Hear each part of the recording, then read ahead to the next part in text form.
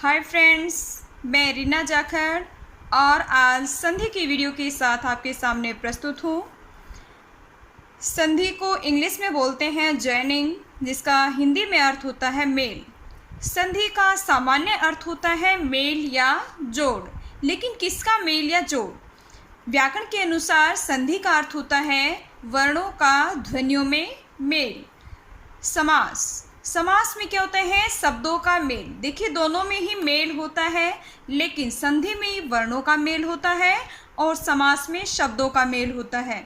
संधि की परिभाषा: दो वर्णों के मिलने से जो विकार या परिवर्तन होता है उसे संधि कहते हैं। जब दो वर्ण आपस में मिलते हैं तो उनके मिलने से जो नया बदलाव होता है उसे हम संधि कहते हैं। जैसे रजनी प्लस में ईस, रजनीश। यहाँ पर देखिए, संधि का ही नियम होता है कि पहला जो शब्द है उसके अंतिम वर्ण में और प्लस के निशान के बाद जो शब्द है उसके पहले वर्ण दोनों के मिलने से जो बदलाव आता है उसे संधि कहते हैं। इस दशा में लिखे हुए शब्दों को कहते हैं संधि विच्छेद, और इस तरह से जब हम इनका विकार बनाकर नया शब्द बना देते हैं तो इसको बोलते हैं संधि युक्त शब्द। संधि विच्छेद: संधि का मतलब होता है जोड़ा हुआ, मेल किया हुआ, और विच्छेद का मतलब होता है अलग करना। तो संधि किए हुए शब्दों को अलग करना। देखिए, परिभाषा देखते हैं संधि विच्छेद की। संधि युक्त शब्दों को अलग अलग टुकड़ों में दिखाना ही संधि विच्छेद कहलाता है। जो संधि युक्त शब्द हैं उन शब्दों को हमें अलग अलग टुकड़ों में दिखाना ही संधि विच्छेद कहलाता है। जैसे विद्यालय, विद्या प्लस में आलय। ये जो विद्यालय शब्द है ये हमारा संधि युक्त शब्द है और इस शब्द का हमने विच्छेद कर दिया है। इट मीन्स ये संधि विच्छेद है, विद्या प्लस आलय। संधि के प्रकार: संधि निम्नलिखित 3 प्रकार की होती है: स्वर संधि, व्यंजन संधि, विसर्ग संधि। स्वर संधि: हिंदी वर्णमाला में 11 स्वर होते हैं: अ, आ, ई, उ, री, ए, ऐ, ओ, औ। ये 11 स्वर होते हैं हमारे, और जब इन्हीं स्वरों में से कोई भी 2 स्वर आपस में मिलते हैं तो उनके मिलने से जो विकार उत्पन्न होता है उसे स्वर संधि कहते हैं। आइए परिभाषा देखते हैं। इन्हीं 11 स्वरों में से जब कोई 2 स्वर आपस में मिलकर विकार उत्पन्न करते हैं तो स्वर संधि कहलाती है। एग्जाम्पल्स देखते हैं हम। सूर्य प्लस में उदय, सूर्योदय। देखिए, यहाँ पर सूर्य अ की साउंड आती है और उदय में उ है। ए और उ मिलने से ओ हो जाता है सूर्योदय। राम प्लस में अवतार, रामा अवतार। यहाँ भी क्या है? राम, राम अवतार। ए और ए मिलने से आ हो जाता है रामा अवतार। गिरी प्लस में ईस, गिरीश। ई और ई, दीर्घ ई मिलने से दीर्घ ई बन जाती है, शब्द बनता है हमारा नया गिरीश। यदि प्लस में अपि, यद्यपि। ई और ए मिलने से या बन जाता है यद्यपि। अब देखिए, ये हमने ए और उ को मिलने से कब ओ बन जाता है, ए और ए मिलने से कब आ बन जाता है, ई और दीर्घ ई मिलने से कब दीर्घ ई बन जाती है, ह्रस्व ई और ए मिलने से यह कब बन जाता है। इसको हम पढ़ेंगे रूल्स के अकॉर्डिंग स्वर संधि के भेदों में। स्वर संधि के भेद: स्वर संधि के निम्नलिखित 5 भेद होते हैं। अगर हमें स्वर संधि के बारे में डीपली जानना है तो उसके भेदों के बारे में भी पढ़ना जरूरी है। पहला भेद है हमारा दीर्घ संधि, दूसरा गुण संधि, वृद्धि संधि, यण संधि, अयादि संधि। दीर्घ संधि: दीर्घ का जो शाब्दिक अर्थ होता है वो होता है बड़ा। ह्रस्व या दीर्घ अ, ई, उ स्वर के बाद जब ह्रस्व या दीर्घ समान स्वर आए तो दोनों मिलकर दीर्घ स्वर बन जाते हैं।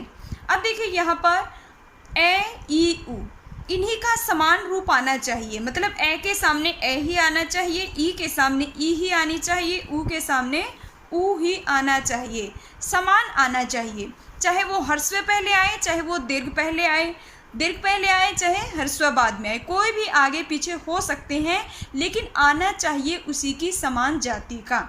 तब क्या होती है हमारा दीर्घ संधि होती है अपने ही जाति में दीर्घ हो जाता है। कैसे दीर्घ हो जाता है आइए देखिए। ए प्लस में आ प्लस में आ प्लस में अ दीर्घ आ प्लस में आ दीर्घ आ।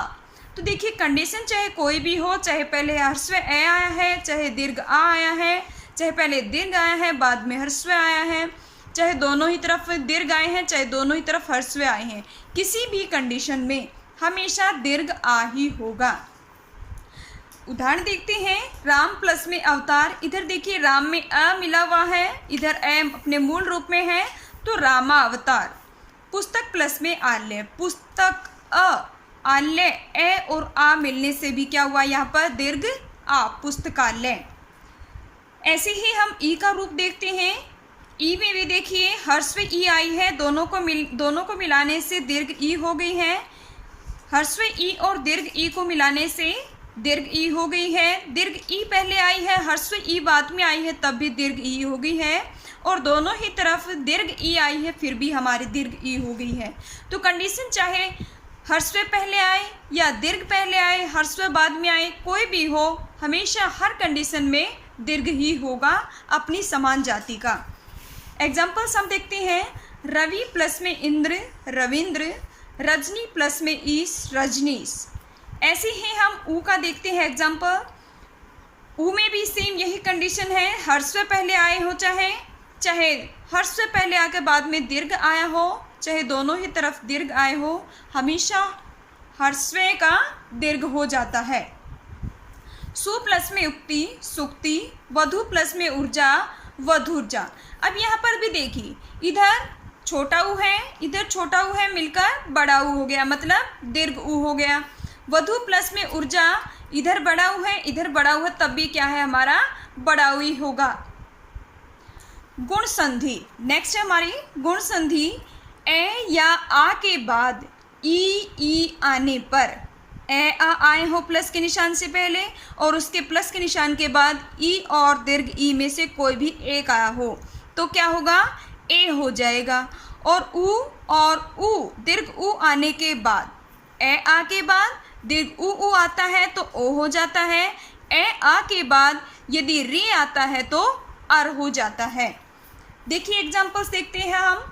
ए प्लस आ, इधर देखिए सब में क्या है ए आए हैं, गुण संधि में क्या है ए आ के बाद यदि ई आते हैं तो ए हो जाता है, ए आ के बाद ऊ आते हैं तो ओ हो जाता है, और ए आ के बाद रे आता है तो अर हो जाता है।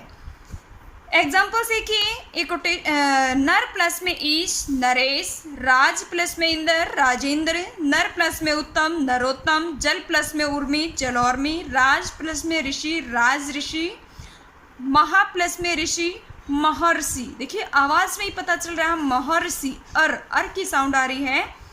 दूसरी बात क्या है, अगर आपको ये संधियुक्त शब्द मिलता है तो उन दोनों शब्दों का मेल जहाँ पर होता है तो वहाँ हमने बीच के शब्द को देखना है, और वहाँ पर हमने देखना है कि ए की मात्रा लगी हुई है, इट मीन्स ये गुण संधि है। अगर बीच में ओ की मात्रा लगी हुई है तो ये गुण संधि है। अगर राज ऋषि महर्षि अर की साउंड आ रही है, मीन्स री का मेल हुआ है ए के साथ, तो ये गुण संधि है। नेक्स्ट है हमारी वृद्धि संधि। ए आ के बाद ए और ए आने पर ए हो जाता है। ए आ के बाद चाहे ए आए या ए आए तो क्या होगा दीर्घ हो जाएगा, इसका भी ए हो जाएगी। तथा ए आ के बाद यदि ओ आओ आने पर आओ हो जाता है तो इस संधि को वृद्धि संधि कहते हैं। देखिए गुण संधि में हमने पढ़ा तो इसका छोटा रूप था ए और ओ, अब यहाँ वृद्धि में क्या होगा उसी की बढ़ा हुआ रूप क्या है ए और आओ। देखिए सदा प्लस में एव सदैव, लोक प्लस में एशना लोकेशना, जल प्लस में ओग जलोग, महा प्लस में ओजस्वी महोजस्वी। नेक्स्ट है हमारी यण संधि। अभी तक जो 3 संधि हमने पढ़ी, स्वर संधि के 3 भेद पढ़े, उनमें क्या था ए आ आगे थे और बाद के जो स्वर थे हमारे वो बदलते जा रहे थे। अब यण संधि में क्या है ए आ आगे नहीं रहेंगे। यण संधि में भी सेम ऐसे ही है और अयादि संधि में भी सेम ऐसे ही है। अब प्लस के निशान से पहले ए आ हमारे नहीं आएंगे। देखिए ई और ई आने के बाद यदि उसमें ए आ आते हैं तो यह हो जाता है, ई के बाद ए आता है तो यह हो जाता है, और ई के बाद अगर आ आता है तो या हो जाता है। जैसे अति प्लस में अधिक, अत्यधिक।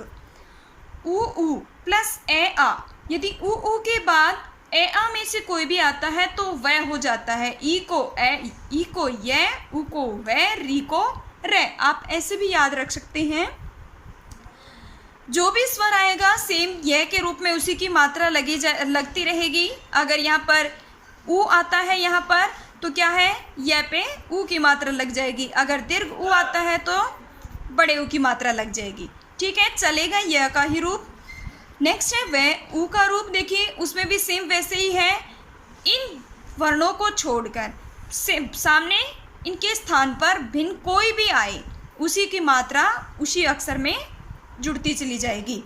री के बाद यदि ए आ आते हैं तो रे बन जाता है। तो रे में भी सेम ऐसे ही है। री को छोड़कर अन्य कोई भी वर्ण आया हो तो उसी की मात्रा रे के अंदर जुड़ती जाएगी। एग्जाम्पल वह का देखते हैं हम पहले। सु प्लस में आगत, स्वागत। मातृ प्लस में आ गया रे का देखते हैं। मातृ प्लस में आ गया मात्राज्ञा। आप कहेंगे कि यहाँ पर मात्राज्ञा, आप कहेंगे कि त्रय ये मात्राज्ञा है, इसमें त्रय तो पूरा है। नहीं, त्रय पूरा नहीं है, क्योंकि जो त्रय है हमारा वो तय और य के योग से बना है। तो हलंत तय और रे है। इधर दूसरी पहचान क्या है, जो भी यण संधि है हमारी क्या है, यह से पहले कोई न कोई आधा स्वर मिलेगा। अब यहाँ पर देखिए अत्यधिक में क्या है, यह है, यह से पहले आधा अक्षर है। स्वागत में क्या है, वह है, वह से पहले आधा अक्षर है। मात्राज्ञा में क्या है, रे है, लेकिन रे से पहले आधा तय है। नेक्स्ट है हमारी अयादि संधि। अयादि संधि ए, ऐ, ओ, औ के बाद, मतलब इन चारों को छोड़कर बाद में कोई भी भिन्न स्वर आने पर ए के बाद अगर ए आता है तो ऐ हो जाता है। ओ के बाद ऐ के बाद आता है तो आय हो जाता है। ओ के बाद आता है तो अव हो जाता है, और अव के बाद अगर ए आता है तो अव हो जाता है। अब हम एग्जाम्पल देखते हैं। ए प्लस में ए आने से अय हो जाता है। एग्जाम्पल हमारा चे प्लस में अन, चैन।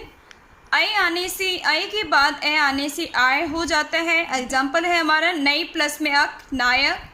ओ के बाद ए आने से अव हो जाता है। पो प्लस में अन, पवन।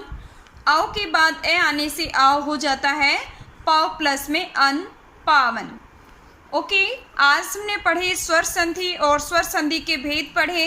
नेक्स्ट वीडियो में मैं स्वर संधि की ही सबसे आसान ट्रिक आपके साथ शेयर करूंगी। आई होप आप अच्छे से समझ गए होंगे। Thank you.